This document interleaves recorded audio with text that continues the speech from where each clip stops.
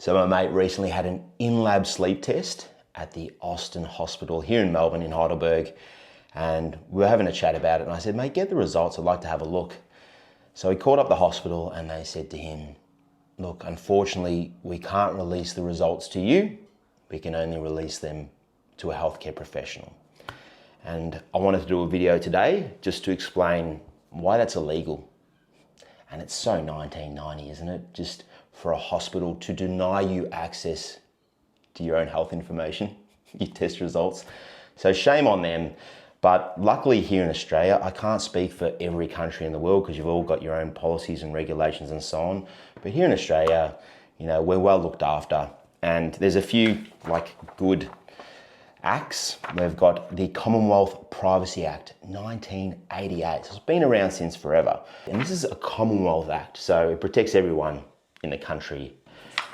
And it's access to personal information. And this includes health information. If an entity, this is any entity, hospital, doctor's clinic, CPAP clinic, whatever, Pilates studio, whatever it is, holds personal information about an individual, the entity must, on request by the individual, give the individual access to the information. All right, there's nothing in that that says, you know, the information can only be released to a doctor. It doesn't mention the word doctor in this act, all right? And this includes, and this is really interesting, the raw test data. It's not the interpretation of the results, which are wishy-washy as it is. This is, you can request the raw information. You know, your EEG, your brain waves, your blood oxygen levels, everything. You get access to everything that went on in that test.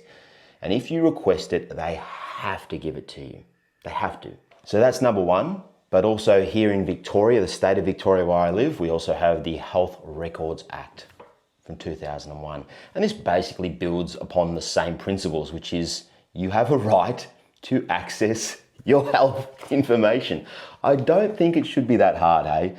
So access and correction, an individual has the right to access their health information held by a service provider. You have access to that if you want it. Some of you don't want it, that's fine. But I recommend you get it. And I'll tell you why. If you take a night of raw PSG sleep study data, the same data, and you give that same data to 10 different sleep techs, you will end up with 10 different reports. No report will be the same. All right. Now you hope that they will roughly align. They don't. A lot of the time they don't.